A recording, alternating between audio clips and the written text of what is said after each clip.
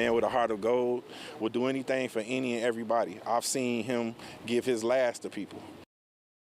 You just heard from Ronald Dumont Jr.'s cousin. He was just one of many people at the candlelight vigil tonight honoring the missing realtor. The vigil set to support the family and encourage people to bring forward any information they may have about the disappearance. News 19's Peyton Newman was at the vigil and spoke to family and friends. Peyton, how were they feeling and what they have to say? I'm sure emotions were very high tonight at Big Spring Park. They sure were, Tamika. Ronald Dumont Jr.'s family has now lived over 2 weeks without any answers. They told me they're heartbroken, frustrated, and just consumed by worry. Ronald's cousin Byron Pillow shed tears after begging for answers and wishing for his cousin Ronnie to just come home.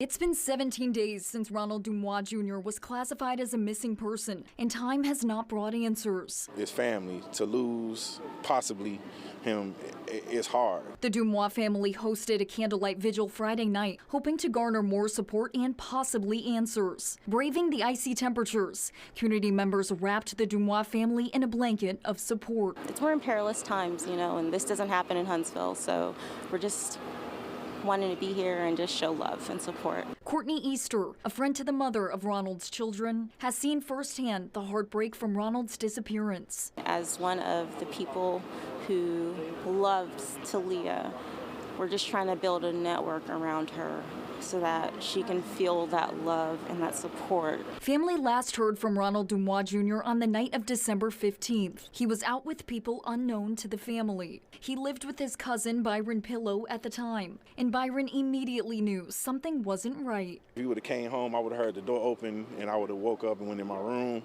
I knew something was kind of wrong then. I called him, texted him, I got nothing.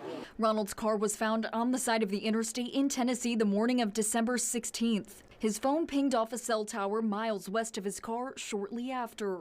Byron says it's out of character for Ronald to leave without saying anything, and a tradition the cousins have make an unexpected trip to Tennessee even more abnormal. If we ever go to Nashville, we call each other, ask what we want from White Castles, because that's the closest we can get to some Chicago food down here is White Castle. I know for a fact that if he was going up there and that was his intentions, he would have called me and told me. The family filed a missing person report on December 17th. Multiple searches have been conducted by a combination of law enforcement and volunteers, but no answers yet. Family and friends alike pray the vigil tonight doesn't only keep Ronald's story out there, but encourages those who may have information about his disappearance to speak up. I'm just hoping that someone sees us, someone knows something and reaches out. We just need answers. Police are still searching for Dumont and looking into what possibly could have happened. His family asks the public to send any information to the investigator on the case. That phone number for the investigator can be found on our website at WHNT.com.